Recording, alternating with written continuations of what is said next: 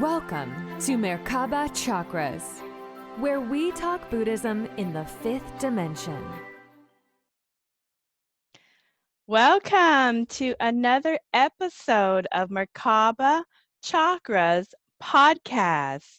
Today, I get the honor of interviewing New York financial planner Trice Pruitt. Now, what makes Trice different from other financial planners is that she's grounded in the art of manifesting through having focus, clear intentions, and is not shy about following through with the action plan to accomplish financial success for her clients. Trice, welcome to Merkaba Chakras. Let's talk money, money, money. Thank you for having me. I'm very excited to be here. Yes, thank you so much for coming on for the show. So this is a very, very relevant topic right now. Money is, if it's not in the forefront of many people's mind, it is very close up there at these times of a little bit of chaos with the economy, no matter where you are in the world, with the pandemic and whatever phase you are. And even before this time and long after, it could be something that, again, affects a lot of your personal well-being in your life. So we're going to unpack this huge topic about money and how it's gotten such a bad rap in our society. Absolutely. Yeah. So before we get into some of the discussions, um, can you tell us your story for how you became a financial planner and how you took the art of manifestation into your practice? Yeah, I became a financial planner because I was always interested in money. We grew up very financially challenged. We lived in a bus. We lived in the neighbor's trailer. And we graduated. We hopped up to the duplex and all that stuff. But as soon as I turned 12, I said I want a paper out. As soon as I turned 16, I worked at McDonald's, and then I wanted to go down and invest my money at Edward Jones because I knew that the only way to get rich was to invest. And so, but I'm an artist at heart, and my heart was calling me, and I became a fashion designer and moved to New York City. However, my best friend at the time was totally wrapped in debt, broke, struggling, and he was a very proud Eastern European man. And I said, let me help you. And he says, I don't take charity. And I said, well, then pay me. And he became my first client, and it worked so well that I said, well, maybe I just saved what he was paying me. And over the couple of years, other friends joined. Then I went back to NYU and got my CFP, which is a certified financial planning with an emphasis on investing. Now, the first decade of financial planning, or the first 5 years, let's say, I say, what are your top 3 financial goals, and we'll achieve them in 1 year. And I was very textbook oriented for the first 2 or 3 years, but I found, oh my heavens, if we keep this strategy up, people are not going to get their dreams because we are feeling people. We are emotional people. We are not linear people. And trying to do it by the book, it doesn't mean you shouldn't have wisdom and guidance from some kind of strategy, but I just realized some people were never going to get there. A specific example is I had a client with $108,000 of credit card debt, $108,000 of student loan debt. And they were feeling defeated. They put their payments, their $1,400 a month massive payment into the credit card calculator, and it said it would take over a decade to pay it off.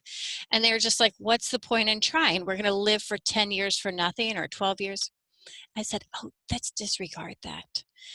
Let's prove that calculator wrong. I never use those calculators. And I asked them, do you know why? And they said, because they don't account for money magic. That's what I call it in my practice, money magic, or the on scene for events. So I said, let's put out our intention that we are going to pay $20,000 in 3 months. They ended up paying off over $24,000 in 3 months when the most that they could do was $1,400 a month, like clockwork. They didn't work any extra hours. It wasn't like they pounded the pavement. They put out the intention and magical things started showing up. Well, maybe we're eligible for a tax return. Maybe this could happen. Maybe that could happen.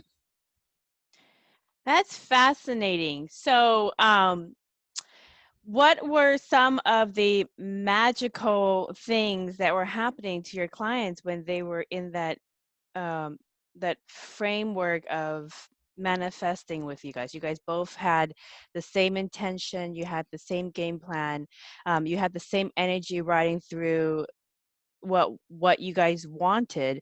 What were some of the things that showed up? What that's kind of unusual?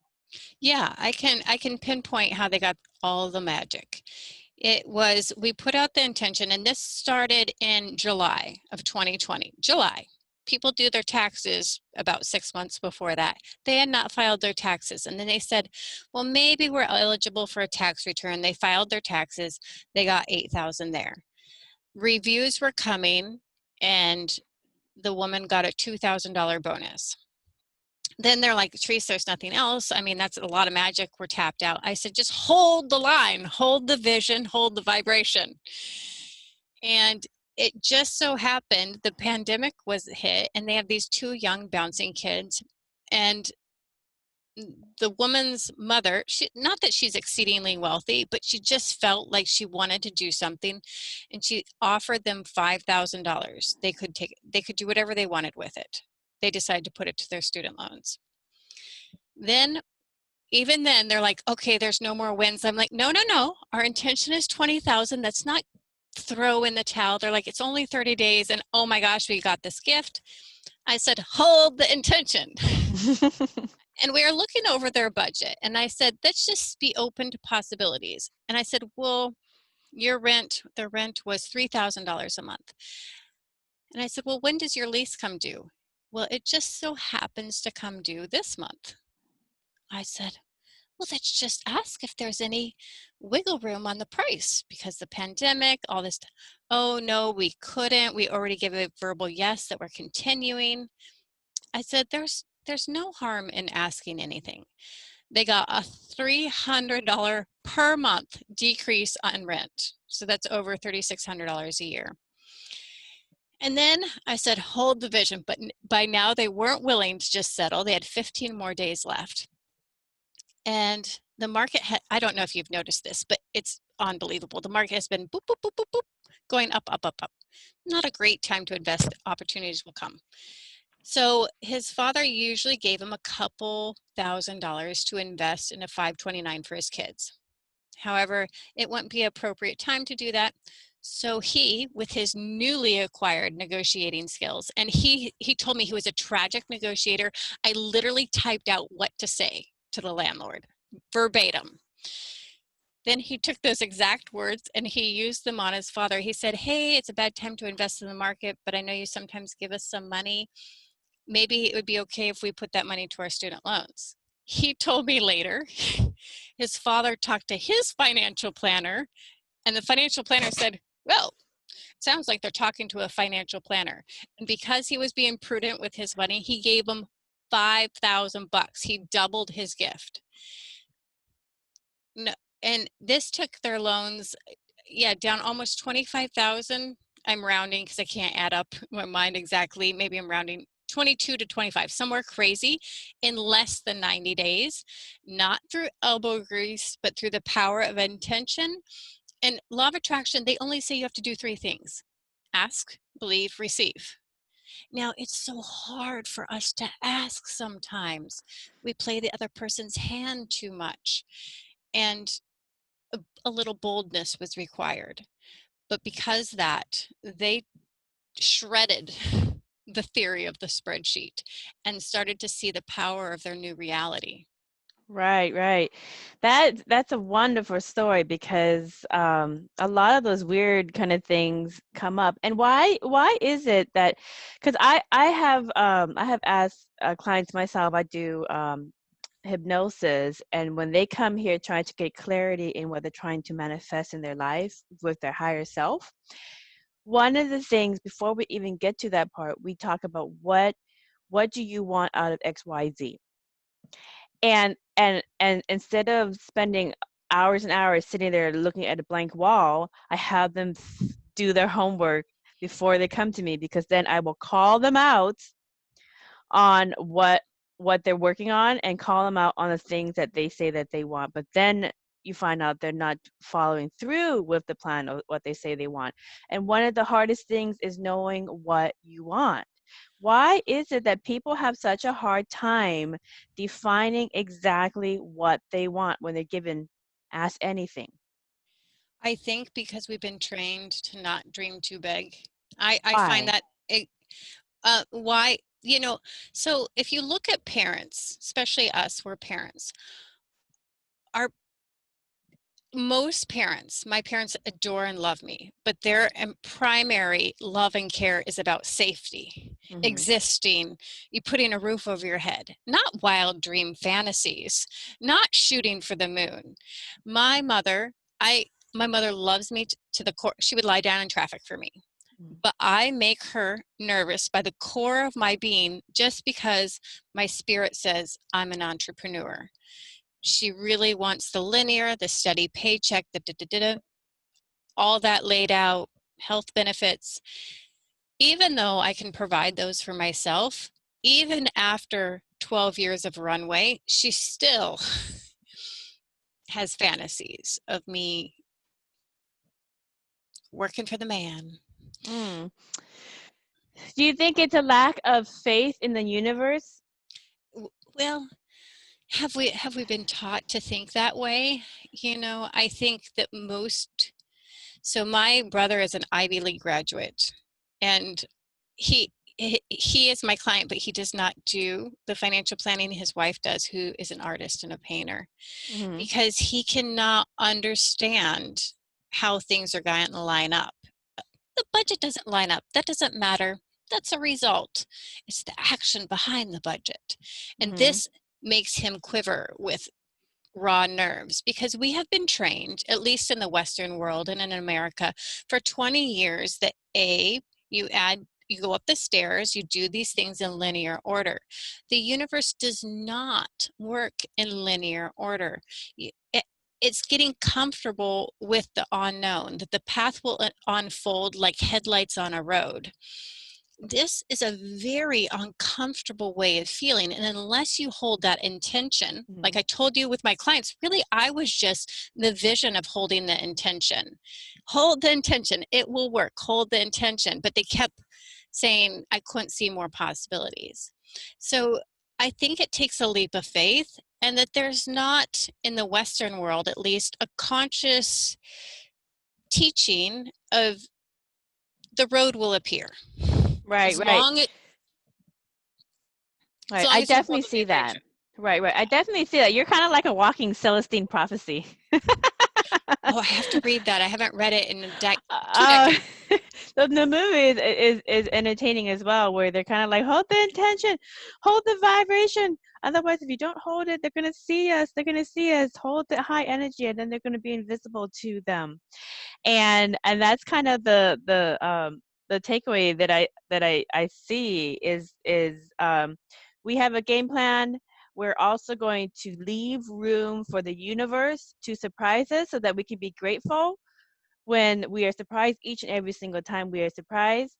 And so it takes it's kind of like you put the intention, you know what you want, you get clarity, you put your intention, you're doing the steps, so they're not going out and spending great amounts of money on this and that, and going gambling and all that kind of stuff. So they're not, you know, retracting. So they're doing the things that they need, but then they also, with the action plan that they're doing, your clients are also leaving room to be open to the universe as it comes to, and just kind of being open and working with you. Kind of, you're kind of like their financial life coach.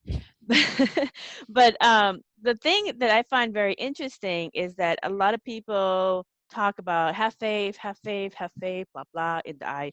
you have faith in the blue.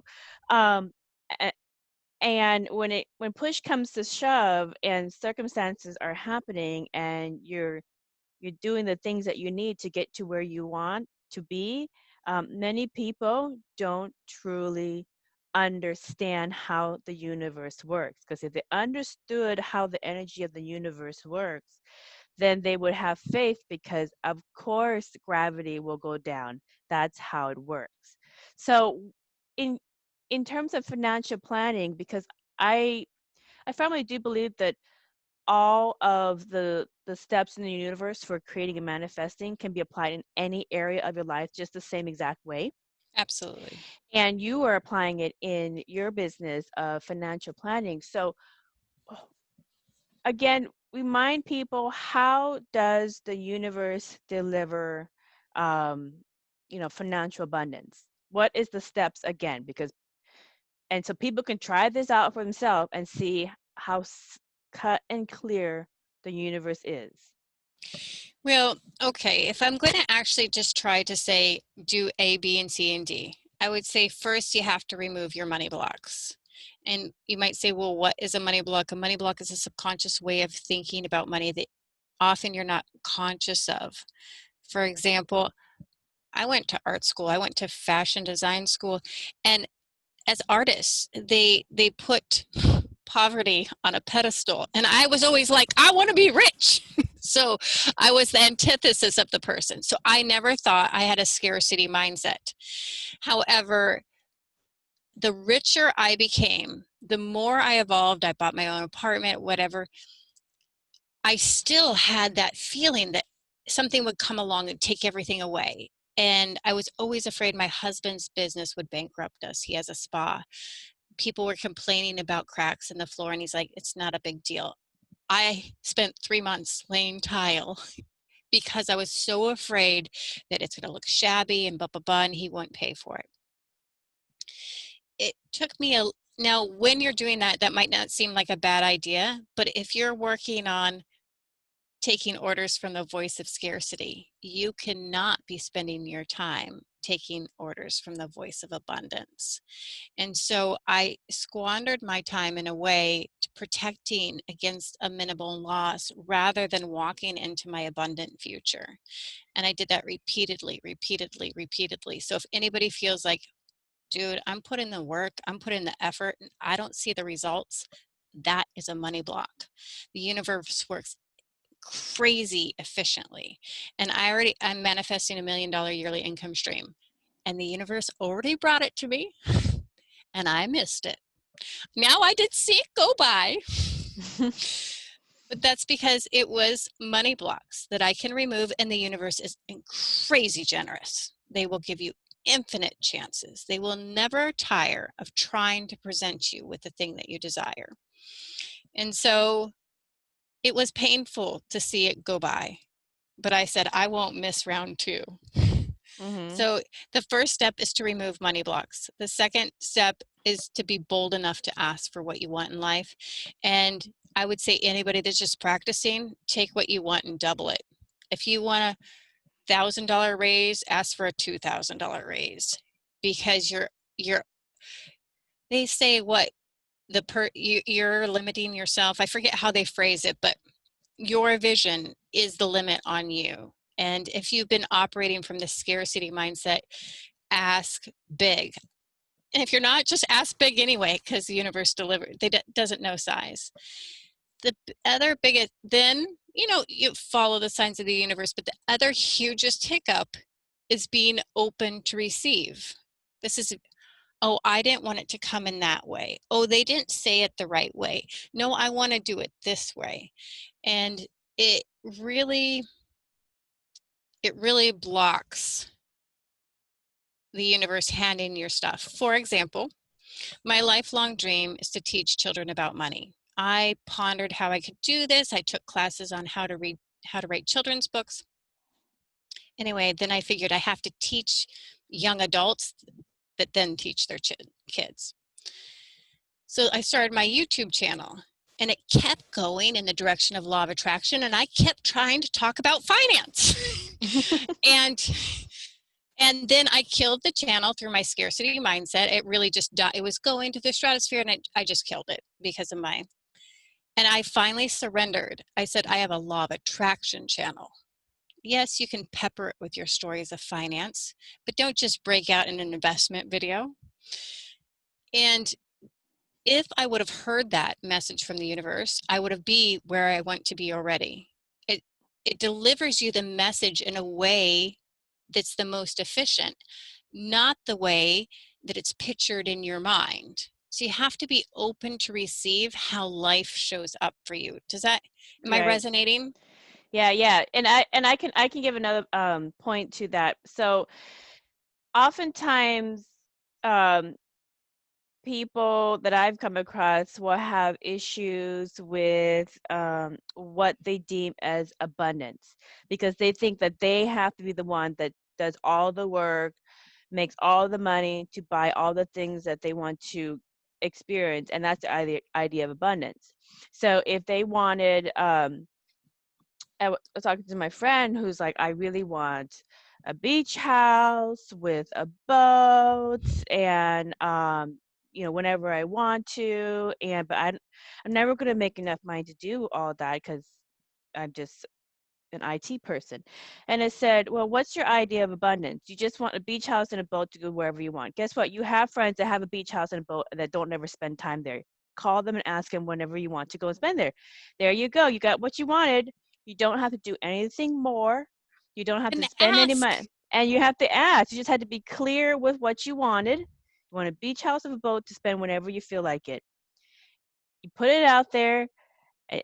And guess what? Your friends came back to you and said, hey, I have a beach house with a boat. You can use it whenever you want, because we're so busy working that we're never able to enjoy it. So at least someone's going to enjoy the property and the toys while we're paying for it to sit there vacant.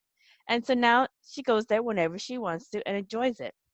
Beautiful story. Yes. And that's abundance. But people think, oftentimes, especially in the West, they think that abundance has to be through ego. It has to be through themselves. They have to do it all. They have to control it all. They have to control how it comes through. And if you're open to how the universe delivers, oftentimes it is going to find ways to kind of cut corners the fastest, like you said. Yeah, exactly. The fastest ways to cut corners to give you exactly what you want that's going to benefit everyone, not just Absolutely. you. So in that situation, the friends who um, weren't able to spend time on their beachfront property, but they're still paying for it, and nobody was able to because everybody was busy with other things, felt good that somebody was actually enjoying it and they weren't wasting their money on it. At the same time, she was able to enjoy what she wanted whenever she wanted to. Just basically was a glorified housemaid. Water the plants, take Make care of sure some, it's safe. make sure Yes. it's safe. Don't let it dust it whenever. So anyways, it was a win-win situation. And when people think about that kind of stuff, it's always going to be a win-win situation. The higher energies are always going to be a win-win situation where multiple people benefit from it. And the funny thing is, when she would go and spend time at her friend's beach house, she ended up meeting the old lady next door who needed somebody to watch over her and help her with groceries and just kind of checking on her in case she fell or not. So it was more wins. But if she had not opened herself to that kind of abundance mindset, there's more ways to do it, she would have completely closed off a door that would have helped two families and herself. It's that is that is perfect. The possibilities expand to infinite if you're willing to see them. Yeah, so just be open to it. And I'm getting what you're saying is like, know what you want. And even like one of the things a lot of people ask questions about in finances is, I don't know if I'm in the career that I want. I want to find a new career, but I don't want to start all over again and go from like a low paying pay cut to start a better career that I'm more passionate about, whatever. What do you say for people who's in a kind of a career transition and they're kind of tied to the financials that they have worked up to in their current career now. What would you say to people like that? Yeah, then, it's so for me, let me think how to say it. I believe that we're constantly evolving. So you might enter a career that you found very satisfying, and then a decade later, oh my gosh, you're tapping your toe with boredom. And you're like, how did I get here? You simply have evolved. That's all. So, what do you do in that situation? You focus on doing the best work possible at your desk. I am talking about myself. I have been a financial planner for 12 or 13 years, just me in one room by myself for a decade, and I was getting bored. So I said, what I'm going to do is I'm going to focus on doing the best work possible for these clients. And then I'm also on the side going to create an outlet for a new opportunity. Hence, I opened my YouTube channel. I didn't know where it was going to go, but that's what allowed so much freedom. There was no dependency on it. I I really believe if you want to make it rain with money, you have to enjoy what you're doing, because you'll be willing to put in long hours because you're enjoying the process. It's interesting. It makes you curious. You hunger to do it, as opposed to a job that bores the thread out of you. You say, oh my gosh, how can I get the least amount done without getting fired? That's what it is. And so you start doing amazing work at your job, and then you pick a side note, something that interests you. And I say, dream as big as possible. Go for exactly what makes you the most curious. Do not worry how the money will line up. That is irrelevant. It will line up. And then you just are allowed to play. And what happened with my YouTube channel? I was a beginner. I was a novice. And do you think your first video is amazing? No, it's total crap. And the only way to get better is to ship it and get on to video 2. But you have to ship it. And so all of a sudden, I found so much love and freedom in my financial planning practice because I knew I was good at it. I felt confident in it. And it fanned that flame of, okay, if all else fails, I know I can do this. But it also gave me the wings to try and evolve and spread out, and led me in a direction that just your wildest dreams you Right. plan. Right. Yeah, that's one thing I really liked about it, because you were giving financial advice, but from the perspective of manifestation and using universal laws to do it. So I was like, well, that's different than the normal. Okay, let's open your 401k, crack that open, dust it out. And Let's go. yeah, those are important, but they are, I mean, they're very, but it's boring. That's the base. So from what I'm getting is that's the basics of the things that you need to do, but then you have to get clear with what you want, and then that's the basics, the ABCs that you have to do. Just like if you want to lose weight, you got to eat right, you guys work out. Those are the steps that you need to do.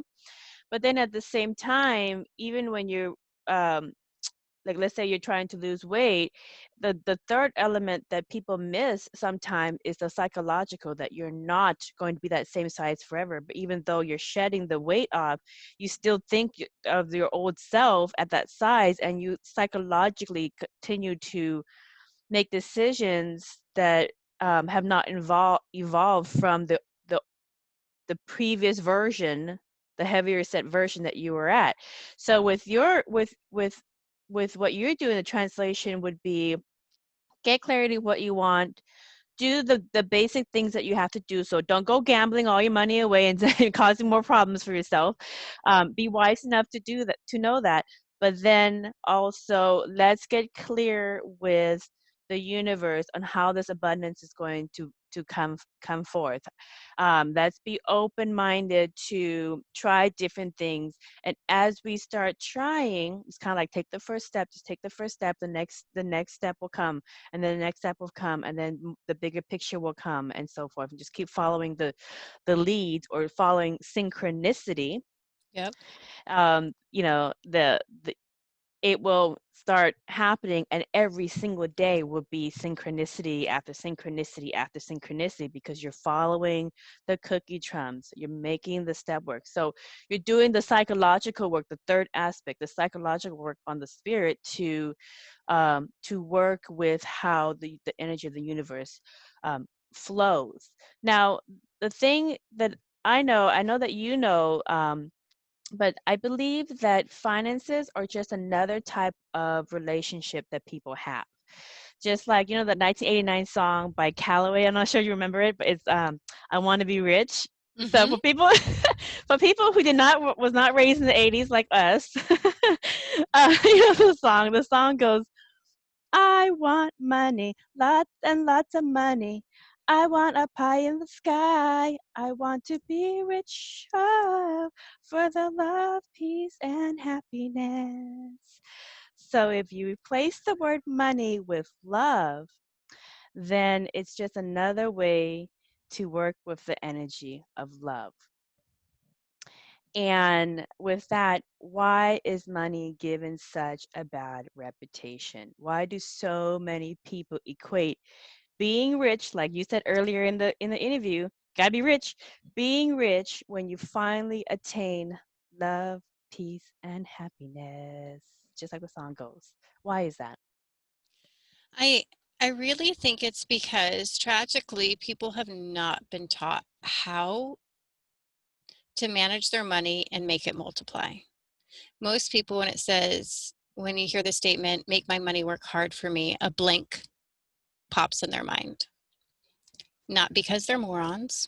I don't know anything about uh, brain surgery. A blank pops in my mind. I don't even know anything about cooking, to be honest. However, if those things were there, that would not be the case. And what happens is, have you ever wanted something but felt it was unattainable? Felt like it was out of your reach? I always wanted to be pretty, but anytime somebody saw me in the makeup aisle, I would run away because of fear of them telling me that it was not possible for me. And so I don't think it's any deeper than that, is that it feels unattainable. And that creates this animosity, and that creates this subconscious resentment. And it starts to manifest in ways like, well, being rich makes you greedy, or power turns you evil. No, money is a piece of paper. Power and money amplify your natural qualities. So if you're a kind, generous person, you flowing in money is going to amplify that. You're a rich, greedy, you're a bastard, and you're cheap and you're mean, money's going to amplify that. It's a microphone reflecting your personality. And when you see people Mm, have genies at their fingertips and it looks so easy and magical, and that's not available, it hurts. There's no way to, I think that's a universal feeling. I know that's how it felt for my family. I'm like, there has to be a secret. I'm going to figure it out. But I know for a lot of people around me, they thought it was impossible. It's never going to happen. You have to be born rich to be rich. And a lot of people that I grew up with still feel that way. And I really think it's simply because they have not been given the education. There is only 5 things that you need to be wildly wealthy on any income, teacher salary. You have to remove subconscious money blocks, ways of teaching. You have to learn how to manage your finances, where instead of thinking budgets or diets, you think budgets are for rich girls. Those are the maps to wealth. You have to learn how to invest. Freaky, scary, no, totally doable in a step-by-step process. You need to know how to negotiate, which is just simply a seductive way to get a better price. And you need to know how to use leverage. The only way most Americans know how to use leverage is buying a home. You put a little bit down, you're allowed to purchase something big. But if you could do that all over your life, these 5 tools, you do not have to work hard. I'm not saying you don't have to work, but you don't have to grind. You don't have to, mm-hmm. Do you see how those things, which rich people know how to do, allow money to multiply? They know how to make money multiply. And those skills are available for all of us. Now, they're not easily packaged and easily relatable. I'm not saying that, but they're available. Right, right. I totally get that. Again, it's just about being creative problem solvers. Yes, imagination is definitely a superpower of Yeah, it's finance. it's just about being creative problem solvers. I live in a affluent neighborhood, and most of the cars are not new. Okay. Um, for the most part. Interesting. Yeah, interesting, right? For the most part, they're driving their old Subaru that they got when they bought it like 20 years ago. So, anyways, for the most part, um, but but the thing is that many people are creative problem solvers. You'll get 4 or 5 different ways to do the same thing, and then they'll just evaluate. Well, that's one way to do it. Maybe we can try doing it this different way, or whatever. So I know that, like, for instance, in right now going through the pandemic, and a lot of people are really worried about their finances right now because of the pandemic. And childcare has obviously evolved, and so has online school for kids. It has evolved this year just because of it. And so a lot of people are kind of asking, well, how are you doing the childcare in the school? Should we um, do pods for small groups of kids that play together all the time? The families hang out. Should we do pods? How are you, like, okay, so if you're doing landscaping, instead of having different landscapers for every single house, if you're open, my landscaper is really good. Let's all use the same one so we can minimize um, the amount of different people coming into the neighborhood. So everybody's talking different ways. If somebody were to be sick, then then people would just um, do care packets and drop it off in the front of the door with all of their um, cold medicines and everything else. Our phone numbers to call us if in the middle of the night you just really need somebody to help you or whatever. Your PPEs are there. Mm. All these different things. And right before this pandemic really took full swing, back in March in my neighborhood, we were already looking at all the potentials and different ways in which we were going to ride this out, however long or however short it was, and how we were going to be creative problem solvers. If this came up, there was 3 or 4 different ways to do it. If this came up, there was multiple ways to do it. And that's really what I'm hearing with a lot of the things that you do with your clients is, don't be stuck. It has to be one way. There's multiple ways to consider and multiple ways to do it without using all your finances and draining your finances to do it, or using all your energy and draining your energy to accomplish the same thing. And that's what I keep hearing consistently over and over again, that you're teaching your clients how to reprogram their scarcity mindset, the being abundant to multiple ways to leverage different things, different resources. Mm-hmm. Yeah, I really like that. Um, Now, I get some hypnosis clients, and I get deeper into their money matters of the heart. And I often find that the root cause of money mismanagement is that some people use it to compensate for a lack of love in their childhood issues, from neglectful parents or repeating the same conditioning that they learned from their parents about how to manage finances. Is that something that you have found in your practice? I mean, what are some of the root causes that people should consider addressing before their money matters spiral out of control into financial chaos and they pull like the whole family down with them? Can you address that issue? Absolutely. Yeah. That question really resonated with me because it is exactly the same. So I have these 5 different ways to build your wealth, but I always tell people, no matter where they start with uncovering money blocks. And I didn't tell you before we started, I do have a free worksheet if you're interested for your viewers, they can have it, because the number one thing I mean, I have people that earn $250,000, $500,000, and can't hold on to 1 cent. Now, that's not a problem with earning power. That is a subconscious money block. And the number one money block I call a love block. It's a block that was created sometime when you were young-ish. It could be before you were 7, but usually before 10. And it was formed in some way that your parents did not approve of you.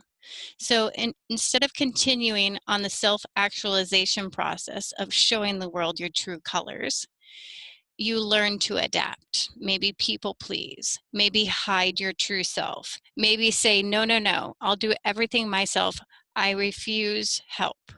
Something like this. So most common ones, scarcity mindset, people pleasing, unable to receive. One I call the Cinderella Syndrome, which means somebody will just swoop in and save me so I don't have to think ever about it. But obviously that forms a very deep sense of instability inside oneself. That one is very big, I've noticed, amongst women. Yes, The hero save me, Prince Charming, and then I give up everything just for you. And if Prince Charming and the magical fairy tale doesn't work out long term, um, they're kind of screwed totally. financially. And they don't, because they never worked on themselves. And what I find too is, especially with young women dating, there is a trend continuing of many women, young and older, who continue to date to find somebody who is going to provide for them. And Yep. so they sacrifice so much of what they want in a man just because he can provide. Can you address that issue? Because it is one of the issues, especially amongst women and relationships, that cause so much destruction amongst families. Yeah, again, I feel like a broken record, but it comes back to the subconscious feeling that you can't do it yourself. It, it's not more difficult than that. It manifests in different ways. And, or that you're going to have to sacrifice and live on rice cakes and never have a beautiful thing in your universe ever again. These are the options, which don't sound very fun. And it, obviously, if anybody's into law of attraction, they know that all possibilities that exist at all times. But what's happening is this love block, I call it, is only allowing them to see these very limited perspectives. This way or nothing. So I would rather sacrifice. And it it's hard to be able to step move out of that place without first addressing that energetic block, why it's holding you there. And how you address it is you find it. You can find it through this worksheet by looking for it and really bringing it to consciousness. If you think of consciousness like the sun, it has so much power to shift things that were holding you in place. I totally agree. Yeah. Again, it's about working with the energies of the universe and giving the energy the space to do its job and stop getting in the way. One of the things that I get with my hypnosis clients, as well, and in interviews that I've done with my book interviews, is that some of them, when it comes to finances, they've had great role models, but they did not get training in proper management of finances in high school. So they get it's kind of like they go to grade school, and then they get let out into the world and are expected to know how to pay the bills, how to budget, how to do debt management. And they should get it in the first place. Like, you should already get this already. But that's not the case. Most high schools don't. Maybe they have like maybe one little worksheet that they do, but barely even have a class on finances as a requirement. But then they're let out into the world. Okay, figure it out for yourself. You're 18. You're adult now. Now, what good money tips can you give parents of teenagers and even young adults who are going through this right now, learning for the first time how to swim straight out of high Yeah. school? I love that question in so many levels. First, this magical, I'm just magically supposed to know, nobody feels sorry for the upper middle class or the rich, but this is why people can earn $500,000 and have nothing. They do not know. It magically appeared. The money magically appeared when they grew up. Nobody ever talked about it. So it's, when you think about money, you don't really have to think about numbers so much. It is simply a way of thinking. So I have been teaching my son since he's 2. And I train him to think like an investor, which might seem really complicated and over the top. No, it's money management, because there's only one way 99% of us on planet Earth can get rich, and that is finding a way to make our money make more money, which is investing. Now, investing, there's only one skill that you cannot delegate, and that is delayed gratification. Investing essentially could be boiled down to this. I give up $10 today for the idea that I could get $12 in 1 year, for example. But you have to be willing to give up the $10. And a lot of people say, I don't even have $10. And I say, well, then start with 5. Which brings me to another biggest misconception of money, is that you need money or lots of money to manage it well. The universe will give you what you can handle. So unless you can manage a little bit of money well, you will never get more, or you will never hold on to more for long. So I trained my son to think like an investor. And did he cry with tantrums on the bank floor? Yes, he did. Bless his heart. And I said, fear not, darling. This is how 30, 40, 50-year-olds think. But he was really upset because for every single dollar that he receives, now this is a higher margin, he has to invest 50% of it. If you're my age, maybe invest 10% or 5% or 1%, something. But he's 8 now. And investing means sometimes the beginning of investing is simply saving. You have to save up $1,000 to be actually able to invest in any index funds, for example. But now he's 8. It took him 6 years, but he's now invested in the market. And every single investment he has to do or every single dollar he gets, he invests half of it. Now, the other thing is, if he ever wants to spend his own money, he has to put it on the calendar for 10 days. And that thing, in 10 days, he's allowed to buy it with his own money, but it has to be the exact same thing. I wanted an Elmo doll, for example. Can't shift. This allows him to keep more money in his pocket, and it's really building the skill of delayed gratification. Right. Now, that is a big one right now, because delayed gratification is something that many people, especially millennials and younger generation, struggle with, because everything is instant. You want your food, order, it'll be there in 30 minutes or less, straight to your door. You want to watch a movie, click, buy, watch. I mean, everything's instant. People don't wait 2-3 days for people to call back and go, thank you so much for calling me back so soon. Now they're checking, I just sent that person a text or a phone call, how come they haven't called me back in the next hour? Yep. What's wrong? So please address that idea of delayed gratification. So this is how I do it, and it's effortless. I am the laziest person you'll ever see. But the best person to give financial advice. I'm so lazy, and I do not want one day to pass by that is not working hard for me. And so that means investing every day every day I invest. And then that will mean that I have to work less and less and less and less and less. So if I have a bad day, or if I hate my job, or if I've evolved into some situation where I'm like, holy hell, I'm like, oh my gosh, I'm so grateful for that mountain of money that's growing.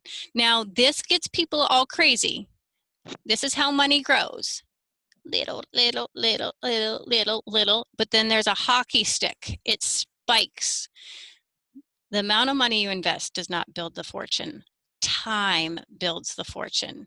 And if you don't let a day go away that you're not investing $1, $5, $10, I'm talking, that's why they say the Starbucks coffee, it's not the coffee, it's the dollars. These small amount of dollars will change your life. That's one of the biggest mysteries. So it is not sacrificing anything. It's not sacrificing drinks with your friends or special dates or the sexy things that you want to light up your night. None of that. It is sacrificing. This is the tip. This is the major tip. Most people are trained to look at price. This is a $20,000 ring. I'm a minimalist. I do not waste my money, and yet I'm wearing this fancy ring because I don't look at price. I look at value. And when you learn to weigh value of something, value is much harder because value is subjective. Do you want Pampers? You might want Pampers, but some people that have no baby do not want Pampers. They're very invaluable. It's subjective and it always floats. So I have this scale. Is this a 1, 3, 8, or 13? 1, my dog wouldn't even buy it. 3, 8, okay, I really kind of like it. 13, my heart is pounding with fireworks. Now what happens is, for example, I was invited to my cousin's second wedding. When I said the truth of my heart, that was a 3 for me. But I felt social obligation. I felt like, oh my gosh, he's going to think I'm cheap. I sent him a bigger present, called it a day. Yeah, very good stuff. And yeah, that there's a lot of really good nuggets there for a lot of people who are working on their finances now, and for young adults who think, oh, that's for old people to do when they get there. I'm just trying to make enough money to pay the rent. You still can create a financial abundance for yourself using the energy of the universe and how to create. So like the different examples we spoke about earlier about leveraging all the resources in the universe to get the outcome that you want to experience. And again, love, money, it's the same thing. It's the same thing. It's the same thing. And even love can be painful and can hurt you too. So it depends on how do you see love and how do you define love. So how do you see money? How do you define money? And just like everybody who is looking for love, they say you must love yourself first and find that love, peace, and happiness inside yourself first. And you will manifest or attract, or whatever you want to call it, someone of equal or more value to you, because that is what you radiate at. It's the same thing with finances. You must feel it inside, and then the abundance has no choice but to be attracted to you. And that's what I hear consistently, you over and over and over again, saying this the same thing. So what is financial nirvana? Well, money, I feel like, is just a genie, meaning that it's the most quintessential shape. It's the most quintessential shape shifter. You can transform it into anything. So to me, financial nirvana is, I know this is going to sound crazy, but money kind of evaporates. Money is really a tool. It's like, here you are, you're the goddess, the sorceress of your universe, and this is your wand. Some things cost money. Oh, some things don't, like love, but maybe a little carriage ride. And so it's, you, I guess you don't think about it consciously anymore. Your dreams feel like they're delivered. Like, am I explaining that clearly enough? Meaning, as opposed to, can I afford that? Can I not afford it? Right. So, I mean, the thing that I'm getting is just basically stop thinking in lack and scarcity because of your self-projection of the lack and scarcity that you had maybe growing up, and just start focusing and moving forward on the things that you want, working with energies of your universe, being open to the different ways that you can be abundant, and then be grateful when they come through. And just that constant state of synchronicity and gratitude is financial nirvana. I mean, that's all I could think about it to be. It is, but you could even, it's a self-perpetuating cycle, because you could be depressed, terrible, think things are not going to work out, but you just say, you know what, they're not going to work out, but I'm going to put these $2 away. I'm going to put these $2 away every day. And all of a sudden that builds the momentum of that energy, because you're now building something you want to flow into. Right, And right, right. Right. I'm teaching that with my daughter, my 5-year-old. I say, if everybody put all the change in the world, we would basically have enough money to help the world out of their financial problems. But what we can do in our house right now is whenever we have change, we put it in the change drawer or the change bucket. And at the end of the year, you get to pick the charity that you want to donate this change to. So it's a very fun thing. So now every single penny, every single dollar is like, this is going to go to my charity. It's going to help the kids. And so, I'm building kind of that good steward and that good mindset of don't focus on the scarcity and not having it. That bucket will fill up. So it just keeps on filling up and filling up and just keep moving forward. And it's a really simple thing that you can do young and kind of build up. And you and I both have very similar backgrounds. You said that your family lived in a bus. You live in a bus. That's pretty darn poor, girl. That's pretty poor. that's keeping it close to the ground. Yes. Yeah. My family, we're political asylums from Laos, and we lived in Section 8 government housing, low income housing, food stamps, low income lunches at school, basically throughout all of high school, all my grade school years and so forth. But I obviously didn't want to get married, and I didn't want to go to work, so I chose the third option, which was go to college and go from there, because I always was college bound. I watched a little bit too much Felicity growing up. so, so she made college look really, really cool. So I'm like, I'm gonna do that. So, anyways, but the thing is that a lot of people, when they look at successful people, they're like, oh, it's because you got the gravy train, or because all of this stuff happened to you, and da da da da da da. And I don't think that. I think it's the psychology, the mindset in which you have. And the mindset is very much not even paying attention to the scarcity, not even giving it the time. Like, yeah, bad things happen sometimes. I lost my townhouse, I lost my property, I lost everything. I lost my first marriage. I had at one point I had $5 and a buck tooth dog from the ASPCA, and that was it. Nothing on my credit card, everything. It's just, all that, all gone. And a lot of people have been there, but a lot of people are, especially right now during the pandemic, this going into this year and going into 2021, and even long after 2021, the next couple of years, as we kind of come out of the economics of what happened to the economics during the pandemic, people are really worried about, oh my goodness, what if I lose my house? What if I lose my job? What if I lose, what if you do lose it? So what? What if you do lose it? So what do you have to say about that? Because that is That top of is, mind right now. yeah, I totally can resonate with that. My husband has a spa, so you can imagine. And we live in the Manhattan, the middle of New York City, and maximum capacity is 25%. So I mean, since I known him, this would have been a personification of my worst fears. But I know I keep saying, remove the money block, remove the money block. But it's,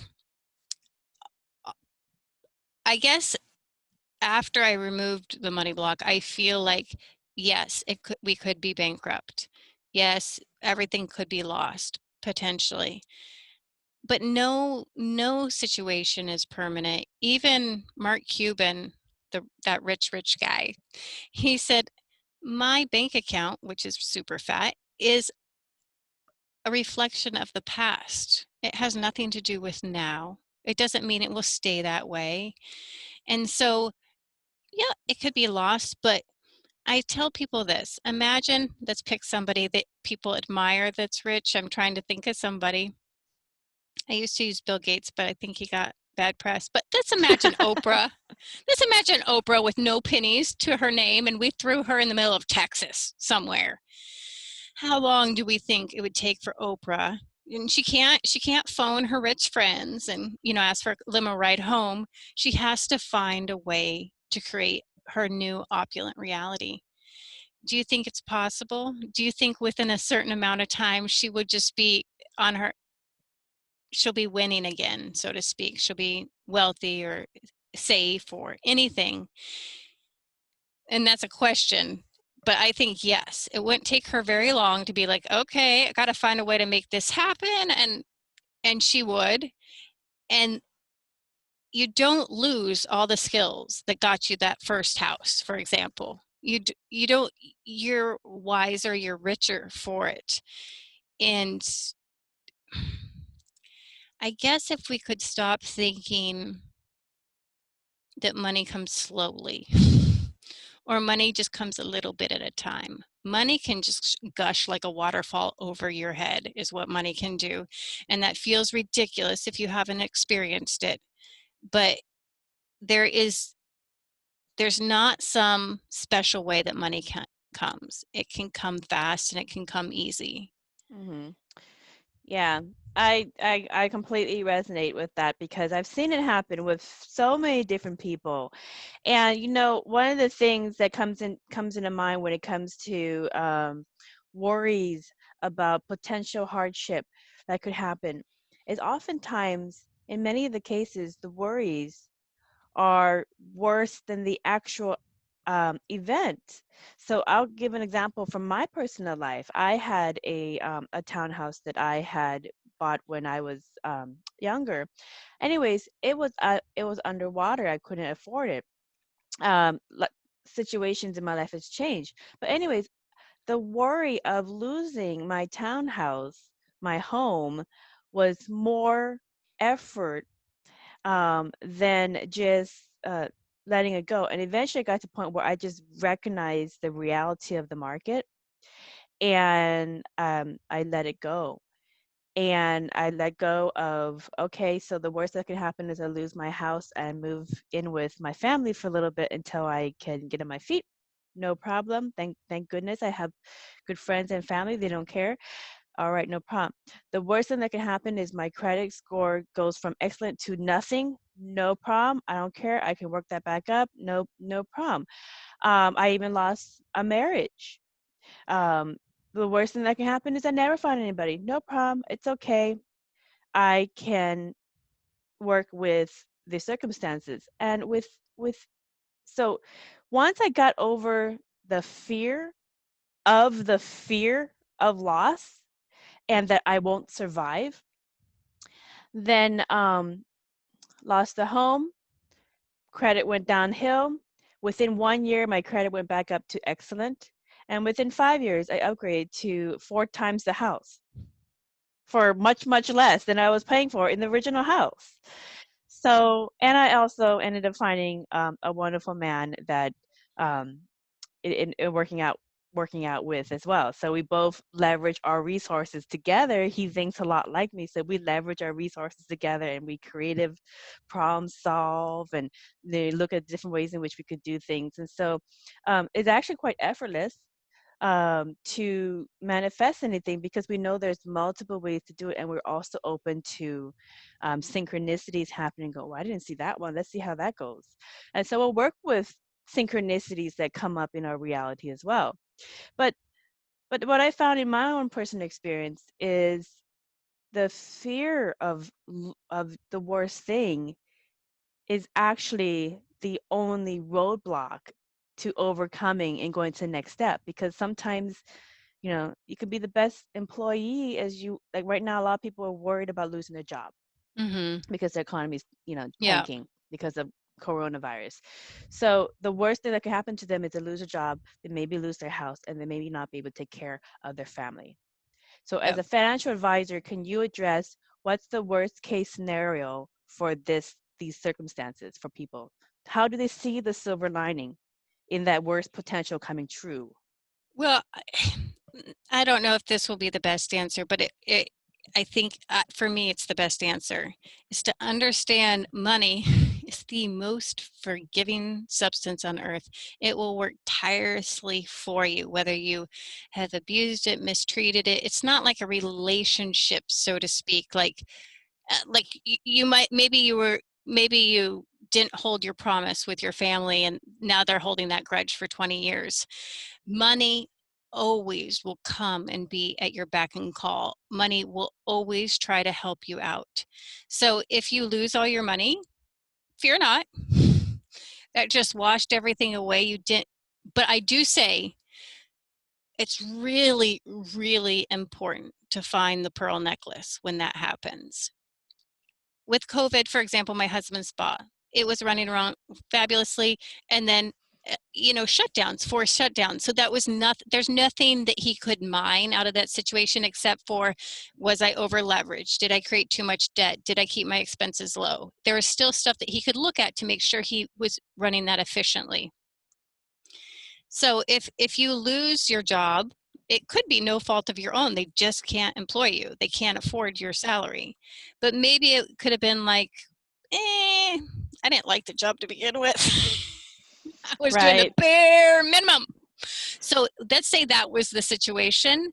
Then you say, I might work at McDonald's, I might work at Burger King. I need something just to turn the lights on and get a biscuit in my mouth, but I will not make that mistake again. I will pursue something that I find interesting. So therefore, I can add exceptional value. That would be an example. Right. And yes, it, all things are temporary. The pain will be temporary. I bought this. I thought I was such a genius. I sold my house for this massive profit. And I'm like, I could do it again. And I bought this runt. Only to wake up in the middle of November, the year we bought it, with no heat. And it could not be installed for 3 months because you needed a 50-degree day weather. So I can understand being cold and being massively angry with oneself. But it passed. And now I'm like, when buying an apartment, make sure they have heat. You learn the lesson from it so that you don't repeat the same mistake. Absolutely. So, but even mistakes are not mistakes. They're just learning lessons. They And you are. will learn the same lesson over and over again until you learn it. Until you evolve. Yes. Until you Absolutely. evolve. Yes, yes. It's very good advice. Very good advice. So have hope, people. The universe is always covering your back. And even if you lose everything during these times, it's going to be okay. It's going to be okay. Take it from people who've lost everything. And I mean, for me, what I learned when I lost everything, I came out with my life. Okay. And I came out with my skills, and you will too. And if you lose everything, there are resources to help you. Um, there are plenty of people who love you, who will, be there to offer a helping hand and so forth. So there's a lot of different ways we can leverage each other. I'll give you an example of someone who lost her job. Okay, she was making I'm gonna say about 70,000, 80,000 a year. That's great. Okay, all right. Yeah. Um, in IT, I work in Seattle, so everything's in IT. But she was making that much, and she lost her job, and her family really needed that job, and she has 4 kids. Um, so now she can't afford the childcare. So, well, obviously she lost her job, so she's gonna take care of them all. So she's taking care of her 4 kids, doing online school, all this kind of stuff, and they really need this income. Well, what ended up happening is many of the kids in the school needed childcare as well because their parents work. And so she offered herself as childcare in her home that is, very, they're very into sanitation, hand washing, all that. She's very up on that because she has elderly parents. who visit often. And so she offered her home to leverage as childcare. And so her neighbors and the kids in the school, or that her friends that they would play with anyways, they started coming to the house. And so now they do pods and teaching together, and they do the curriculums together. So each part of the house is its own classroom. She serves them all their lunches and their breakfast, facilitates the different pods of the online school, and they pay her. It came up to about the same cost of what she was making at her full-time job, plus she was spending more than half of her income paying for childcare anyways. So now she doesn't have to lose half her income on childcare, and all of the extra income she was making, offering herself as a service for childcare for all these different families that had um, lucrative jobs that they had to keep on working on. She made more money than what she was doing at her original job once she factors in the savings that she took from her own childcare expenses. Absolutely. Chaos creates massive opportunity. More millionaires are made in chaos. Yeah, It exactly. So at this time, a lot of people, like I keep bringing this back home because a lot of people are really worried about finances. But if you leverage what Trice is saying about the abundant universe and being open to the energies and working with it, it might be a blessing in disguise. It might give you an opportunity to start a different career or use your certain circumstances to open new opportunities. It might be just temporary opportunities, but one of the things that a lot of people get, I know in my hypnosis sessions when they talk to the higher self, it will give them suggested proposals of what things they need to look out for, and it'll give them kind of like building blocks and stepping stones to get to where they need. So some opportunities are stepping stones just to ride out certain things that the universe is putting into place for you. So, absolutely. yeah. And I can go on and on with these different kind of stories, but I picked that one because that one's very relatable to a lot of people. And I also know a lot of business owners who are really scared about losing their business at this time. But instead of calling it out early, they stuck it out and they worked with it. And the government is actually giving small businesses huge checks to ride it out and not close the doors. But had they panicked and freaked out and said, oh, this, according to the numbers, we're not going to make our finances, we're not going to be able to afford everything, we have to let everybody off and we've got to close the doors, they would not have stuck around long enough for the universe to work out the process to pay these small business owners 100 grand or more to keep your doors open during the pandemic. Don't close your business. So panic is not the best thing to do at this time. So Yeah, I say that in my practice. I always say, who's at the mic? Who's at the mic? And we don't take orders from the voice of fear. They never lead us in the proper direction. exactly. So take it from Trish. She's telling you guys the God's honest universal truth. Don't panic. Don't be afraid. And so what if you lose it all? So what? Okay, you don't know what's around the corner. Because oftentimes what's around the corner is probably going to be so much better than you thought. It's like crying over an ex-boyfriend when you're married to the most wonderful person. Stop crying about the ex-boyfriend. You married the most wonderful person, but you had to get over that to get here. So that's how it is with life. It is. And also they say a good question that pops up is, why do people have to lose it all? Why do people have to lose it all? Because the fear goes away. When you have nothing left to lose, the fear subsides. And so that's just a little microcosm for how much fear is influencing and creating the chaos. Now, it doesn't mean be happy or pretend everything's okay. I always say to myself, like a mantra, I'm safe, I'm safe, I'm whole and complete as exactly as I am. Now, I might not feel it and I might say it like a security blanket, but it does eventually calm me down so that I Right. can make a more abundant choice. Right, exactly, because you can't make abundant choices when you're stuck in fear mode or panic mode. No, your mind is literally hijacked. They'll scientifically prove that to you, that you cannot think when you're fearful.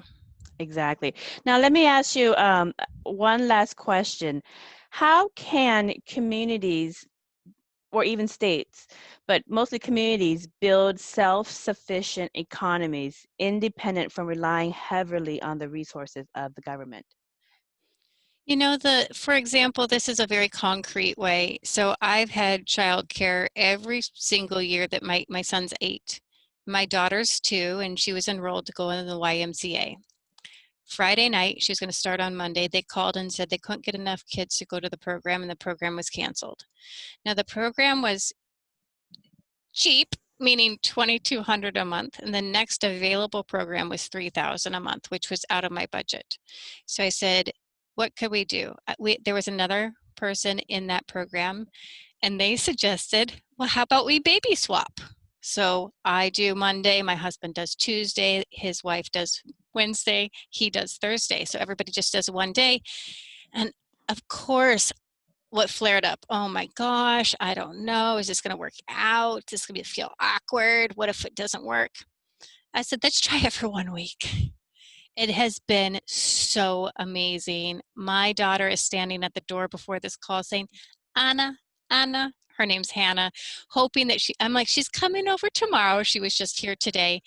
And so if you had told me a year ago that I would be the child care provider, I would have thought you were nuts. But it's shocking how much your reality can shift and you can love it. I made them pumpkin muffins and I'm like, I'm making pumpkin muffins on a Monday. It there's and I have 3 days off because of this arrangement, and it's completely free. So I guess that's a winded story for saying Free childcare. I mean, you basically didn't pay $3,000 a month. You got free because you creatively problem solve. You're open to the universe giving you options. You got a $3,000 childcare for free, but also you got more. Your child has friends to play with, the same set of friends. So they're not intermingling with a lot of different people. It's the it's just same people. one other little girl. Exactly. And the biggest barrier was my mind, You my had to get over your fear. my fear. And so I said, okay, what's great about having limited options is you're willing to try things. So Yeah, I love that. Well, Trice, it was such a delight to talk to you about finances. You really gave lots of people valuable nuggets of information to chew on for how they can manifest a stable, growing finances during these times of worry. And it is really a two-step process. Know what you want, you get yes. clear, and then focus on the prize. Don't focus on the scarcity or the lack or the fear or the panic. Just focus on the prize, and the universe will, through synchronicity, bring opportunities to you that you never thought of. So just be creative in your problem solving, and that's really it. So thank you again for a fun interview. If you want to know more about Trice's offering, just go and visit her website, which is investinivy.com. And on there, you can also find her worksheet as well that could help you kind of like break down your financial Yeah, abundance issues. the best place would go, it's on every YouTube video in the description. If you want that worksheet, you just go to Trice, Trice, Pruitt, Pruitt, and you will see my name pop up on YouTube. And you'll just click on any video and it'll be there. Right. Or you can just Google her name, Trice Pruitt, and it will come up as well. There's many different ways to find her. So, Yep. lots of great information. And I love to talk, I know it's a taboo in the West, but I love talking about money because it's Me talking too, about girl. love. It's talking about love, it's just talking about love. So, just redefine your definition of love and it will come forward. So, for everyone else, thank you kindly to listening to another enlightening conversation. Until next time, blessings.